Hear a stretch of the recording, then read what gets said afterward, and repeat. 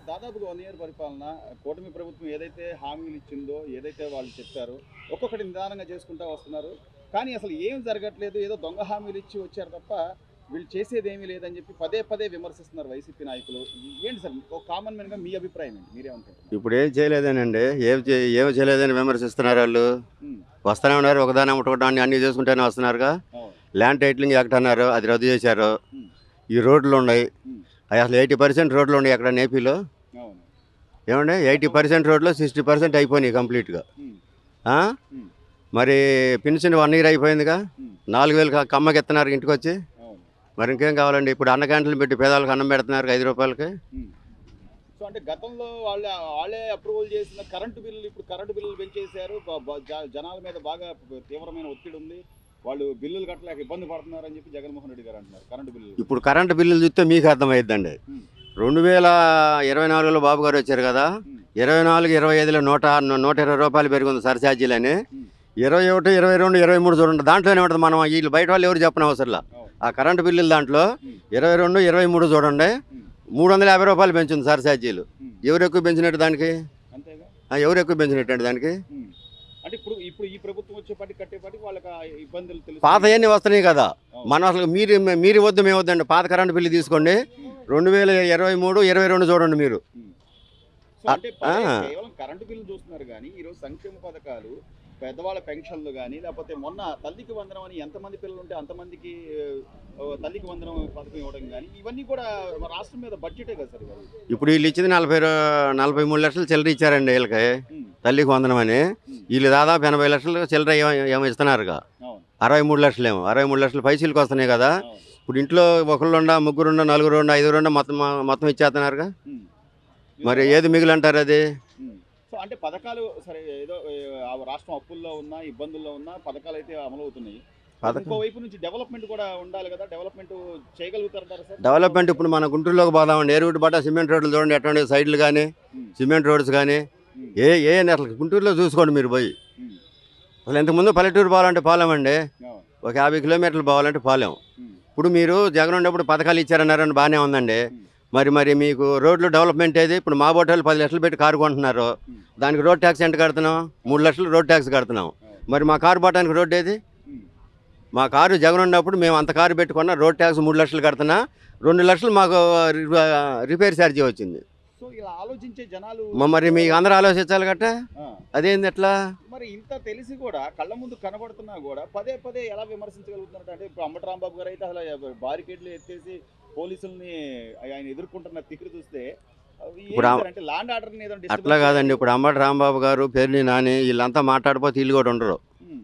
వీళ్ళు కూడా ఉంచరుగా. మా హ్మ్. జగన్మోహన్ రెడ్డి ఉంచరు కదా దాంట్లో. హ్మ్. వీళ్ళు కూడా వాళ్ళు ఇచ్చిన మ్యాప్ ప్రకారం మాట్లాడాల్సిందే. హ్మ్.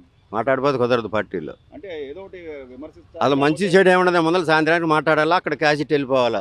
జగన్ దగ్గర క్యాసెట్ వెళ్ళిపోవాలి. విమర్శించిన క్యాసెట్ వెళ్ళిపోవాలి ఆడికి. దీనిలో భాగమే అనుకోవచ్చా? నిన్న ప్రసన్న కుమార్ రెడ్డి గారు ఆయన మాట్లాడే మాటలు ఒక మహిళల పట్ల ఆయన మాట్లాడుతున్న తీరుని ఎలా చూడాలి సార్? ఫస్ట్ నుంచి అదే కండి వాళ్ళకి. ఇప్పుడు వాళ్ళ చెల్లెలు ఉంది. హ్మ్. చంద్రబాబు నాయుడు కాడికి పోయి మాట్లాడింది వీళ్ళు రాజశేఖర కుటుంబం రాజశేఖర పుట్టలేదని గోల్ చేశారు. అవును. అప్పుడు ఏమైనా ఖండించాడు జగన్మోహన్ రెడ్డి? లేదు.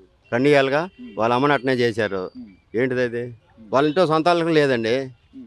మరి ఆయన నేను రాష్ట్రంలో ఉన్న ఆ ఆ, మహిళల అక్క చెల్లెలందరికీ నేనే ఇదిగా ఉంటానని చెప్పి మాట్లాడతారు కదా ఆయన. ఇప్పుడు వాళ్ళ చెల్లెలు ఉందండి. హ్మ్. వివేకానంద రెడ్డి చనిపోయాడు. అవును. వాళ్ళ చెల్లెలు వచ్చింది కేసుల గురించి మాకు చేసి పెట్టండి. హ్మ్. ఏమన్నా దగ్గర తీశారా?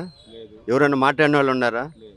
లేదుగా. హ్మ్. ఇప్పుడు మా రాజధాని ఉందండి తుళ్ళూరు. హ్మ్. మాది పెద్దపరి గ్రామం రాజధాని. హ్మ్. ఇప్పుడు రాజధానిలో కూడా పొలం ఇచ్చిన వాళ్ళు అందరూ రైతులేగా. అవును.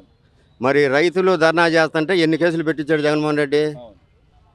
హ్మ్. మరి అట్ట పెట్టిద్దట. మరి ఇప్పుడు మళ్ళీ నీకు రైతులేని దేశం అంతా తిరుగుతున్నాడు. వాళ్ళు ఒక్కలైన రైతులు మరి రాజధానికి భూములు ఇచ్చిన వాళ్ళు రైతు వర్గం కదా. అవును.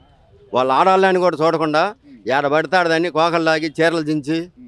బస్టు పట్టించారు. వాళ్ళు అసలు ఎన్ని కేసులు పెట్టారండి? ఆడాలి ఒక్కొక్కరి మీద 50 కేసులు ఉన్నాయి. అవును. మేము రాజధానికి పొలాలు ఇచ్చి హ్మ్. ఎకరానికి 10,000 కాడికి మేము ఇచ్చాం ఖర్చులకి. అవును. హ్మ్. ఎంత ఎంత ఘోరం చేశాడు చూడండి. సో ఇంత అంటే భూములు ఇచ్చారు. రాష్ట్రానికి ఒక క్యాపిటల్ ఉండాలనుకున్నారు. ఇదంతా ఒక ఎత్తు అయితే మొన్న ఈ మధ్య కూడా టీవీ డిబేట్‌లో అమరావతి అంతా వేశ్యలమయం అది అసలు వేశ్యల రాజధాని అని చెప్పి మాట్లాడి మహిళల్ని కించపరచడం కానివ్వండి. ఈరోజు ప్రసన్న కుమార్ రెడ్డి గారు అసలు ఆవిడ ఏదో చంపేయడానికి సిద్ధంగా ఉన్నారని చెప్పి మాట్లాడే విధానం కానీ ఎందుకు సార్ ఎందుకు మహిళలు అంటే అంటే ఇదంతా ఏం లేదు, ఫస్ట్ నుంచి మధ్యలో నుంచి జగన్మోహన్ రెడ్డికి ఒకటి పడిందండి, తల్లిని చెల్లిని బయటకు నెట్టాము, వీళ్ళు ఎవరున్నా ఏం పర్లేదు ఏదో ఒకటి పెట్టాలండి, రోజు ఏదో ఒకటి పెట్టినా ఏదో ఒకటి నాశనం చేస్తుంది, పెట్టుబడులు రాకుండా ఇవన్నీ రాకుండా ఎట్లా ఉంటుందని చెప్పి వాళ్ళకు ఒక ఇది ఇంకంతేనండి. వాళ్ళు మన మీకు పేర్ని నాని ఏం చెప్పారండి, వాళ్ళ మిస్సెస్ బియ్యం కేసులో ఉంది కదా, పేర్ని నాని ఏం చెప్పాడు, మా మిస్సెస్ కేసులో ఉంటే చంద్రబాబు నాయుడు గారు లేడీస్ని అరెస్ట్ చేయొద్దని పక్క తప్పి నేను తప్పించాడు, చాలా ఉన్నతంగా ప్రవర్తించాడు, ఆయన మంచోడని చెప్పారా?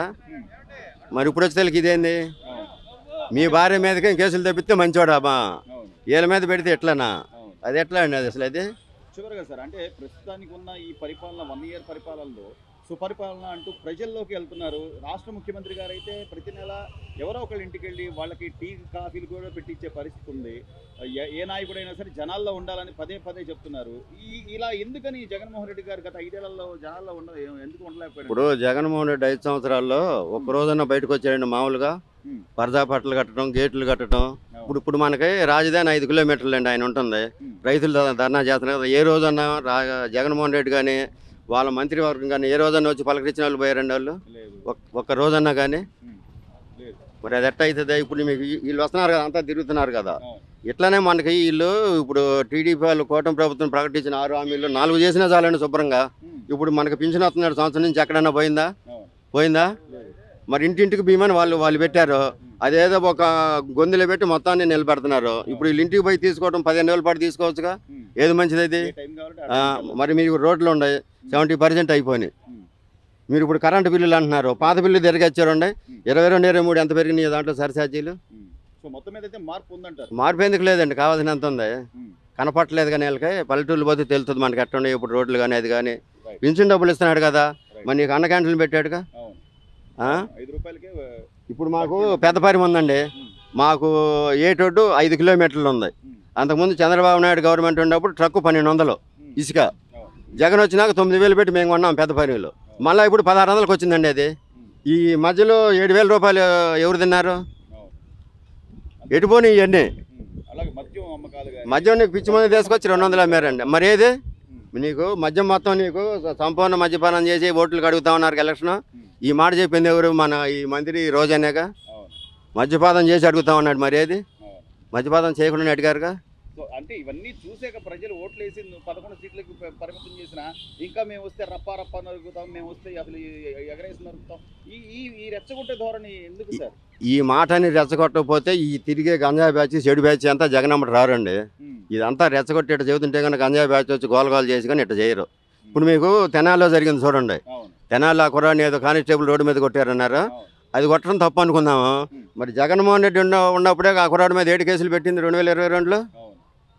అసలు అట్లా అలాంటి వాళ్ళకి మీరు పోవచ్చా? ఇక్కడ మీకు రాజధానిలో రైతులు భూములు ఇస్తే వాళ్ళు ఏమన్నా పోలీసులు పెట్టి కొట్టించారు, నడి రోడ్డు మీద కొట్టించారు ఈ టైపులోనే. మరి మీకు భూములు ఇచ్చిన వాళ్ళు అట్లా కొట్టించారు, వీళ్ళు ఏమన్నా దొంగతనం చేసి గంజాయి బ్యాచ్ వీళ్ళ కాడి పోయి పలకరిచ్చేస్తారు. మీరు ఏం పనులు అండి వాళ్ళకి? మంచి పనులు అనేది. ఇంకేనండి, ఇంకెవరండి వేసేది? ఇప్పుడు మేము కూడా రెడ్లమేనండి, మేము కూడా జగన్ పార్టీ. మరి అట్లా అది ఇప్పుడు మేమండి మాది ఇప్పుడు పరివిలో జగన్మోహన్ రెడ్డి అసెంబ్లీలో ఒప్పుకున్నాకే, ఇక్కడే రాజధాని ఒప్పుకున్నాక మేము కూడా భూములు ఇచ్చాం రాజధానికి. ఆయన ఇక్కడే రాజధాని అన్నాకనే మేము అక్కడ భూములు ఇవ్వడం జరిగింది. మరి ఇది చూడండి, ఇది ఇప్పుడు మాకు అప్పుడు మోదుగుల వేణుగోపాల్ రెడ్డి ఉన్నాడండి ఎమ్మెల్యేగా, ఇక్కడ మన గుంటూరులో 2లో గెలిచాడు. ఐడియా ఉందా మీకు? అప్పుడు మాకు పరిమే మాకు బాబాయ్ కొడుకు అవుతాడు అన్నయ్య. అప్పటికి మేము ఇంకా పూలింగ్ ఇవ్వట్లా, ఏది భయం వేసి మనకు అర్థం కాక, అబ్బాయి మన 10 లక్షలు కూడా అమ్మట్లేదు, మీరు ఇస్తే 1 కోటి రూపాయలు వస్తాయి ఎకరానికి రేపు పూలింగ్కి ఇస్తేనే పెద్దపల్లిలో వినాయకుడి గుడి ఉంటే ఆడ కూర్చొని చెప్పి 10 రోజులు తిరిగి ఇప్పించారు. తర్వాత మళ్ళీ 2 సంవత్సరాలు ఉన్నాక వైసీపీలోకి వెళ్ళిపోయారు. వైసీపీలోకి వెళ్ళిపోయి మళ్ళీ ఆడపోయి మళ్ళీ ఇది కామరాజధాని ఇంకో రాజధాని గోలగోలు చేశారు వీళ్ళే. మరి మనం ఇప్పుడు ఎవరు నమ్మియాలండి భూములు? అప్పుడు ఎవరు నమ్మియాలి చెప్పండి మీరు? ఎవరు నమ్మియాలా? గతంలో చూసిన ఈ ఇబ్బందులు ఇవన్నీ చూసి నిజంగా రైతులు బయటకు వచ్చి పూలింగ్ ఇవ్వగలుగుతారంట? అసలు మా పరివిలో నీకు మొత్తం ఇస్తారండి. ఇప్పుడు పూలింగ్కి ఎట్లా ఇవ్వటం జరుగుద్దంటే, ఇప్పుడు తుళ్ళూరాల వాళ్ళు 29 గ్రామాల వాళ్ళు భయపడుతున్నారు. ఇప్పుడు ఇంతకుముందు ఇచ్చాం ప్లాట్లే, మాకు ఇప్పుడు పేపర్ వర్క్ చేశారు, మాది ఇప్పుడు 10 ఎకరాలు పోయింది రాజధానిలో. పేపర్ వర్క్ అయితే ఈ ప్లాట్ అని వచ్చింది, ఏరియాలోకి పోతే పలానా ప్లాట్ అని ఇంకా రావట్లే మనకి రోడ్లు కానీ కరెంట్ లైన్ కానీ ఇది ఈ లైన్ ఉండాలి కదా, ఈ వాటర్ లైన్ ఇవన్నీ ఉంటే వాళ్ళకి కూడా మీకు శుభ్రంగా ఉండి మీకు ఇప్పుడు తత్మాసాట్లు కూడా పూలింగ్ ఇయడానికి బాగానే సుముఖంగానే ఉన్నారు. ఈ లేబర్ భయం పడుతుంది జనానికి. ఇప్పుడు ఫస్ట్ 5 సంవత్సరాలు అతను ఉన్నాడండి, తర్వాత జగన్మోహన్ రెడ్డి వచ్చాడు, అంత గందరగోళం చేశాడుగా. అసలు రేపు మాకు హామీ ఏంది, ఇదంతా నీకు పార్లమెంట్లో పెట్టి గజెట్ నోటిఫికేషన్ ఇప్పిస్తే కొంతవరకు ధైర్యం ఉంటుందండి. అందరికి గ్యారంటీగా ఇచ్చేస్తారు అందరు. పరిమిలో అసలు ఈ వాళ్ళు ఉండరు. Please subscribe to Leo news for more videos.